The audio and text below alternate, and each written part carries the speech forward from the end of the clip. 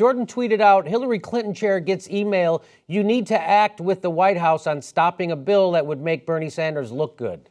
It's called the Roberts bill, will be introduced on Monday night, and it is now highly likely that a very bad compromise version will pass the Senate this week and be approved by the House and on its way to the White House within a very short period. I can promise you that if President Obama signs this terrible legislation that blatantly validates Bernie's entire campaign message about Wall Street running our government, this will give Bernie a huge boost and 10 to 20,000 outraged citizens who will turn up because they will be so angry at the president for preemption VT. What is that? I have no idea.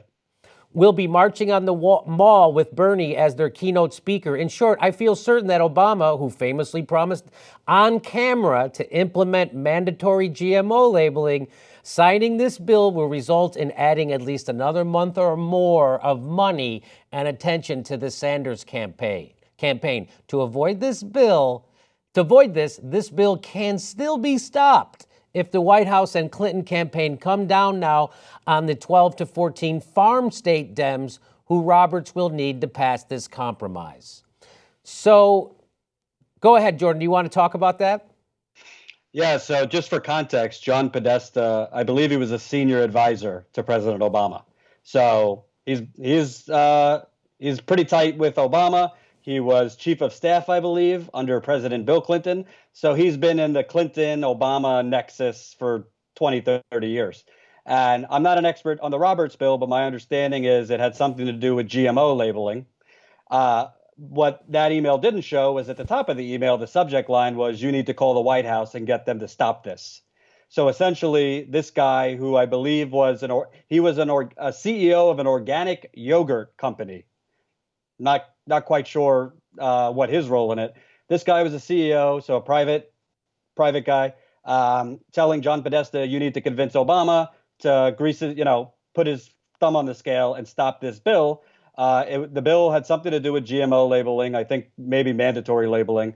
And apparently, if this bill passed, the Clintons and this yogurt guy felt it would make Bernie's message on Wall Street running things even more obvious.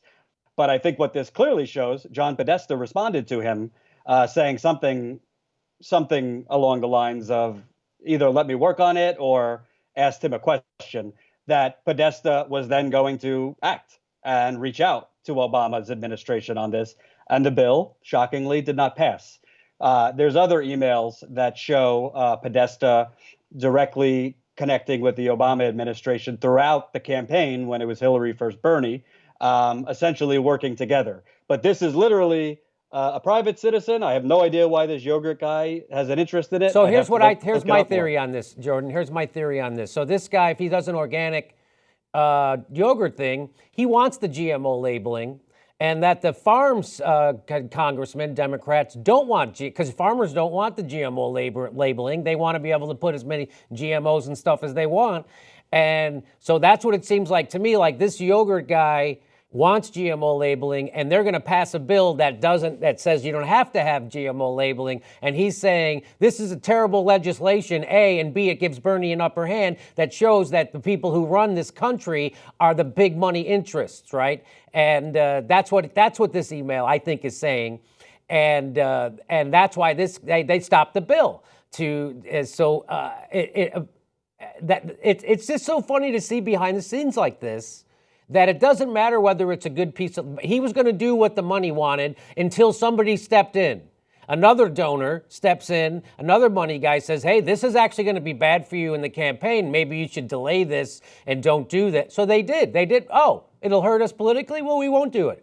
But if it didn't, we were going to do it because that's what our donors wanted us to do. And who gives a fuck about the issue? And we're going to show that that's the same thing that keeps coming up over and over, is that it doesn't really matter what the issue is. It only matters how it plays. So if the people are pro-TPP, so would she be. If the people are against it, so will she. Real quick, I just want to add to that email. What this also shows, our viewers, progressives have been talking about a rigged primary. It's not just what happened on the election days.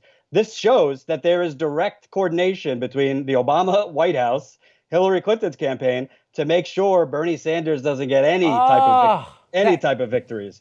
That's right. I didn't even look at. So here's the guy putting his thumb on the scale. So there's the White House actually manipulating legislation to screw Bernie, not to actually help the country, but to screw Bernie.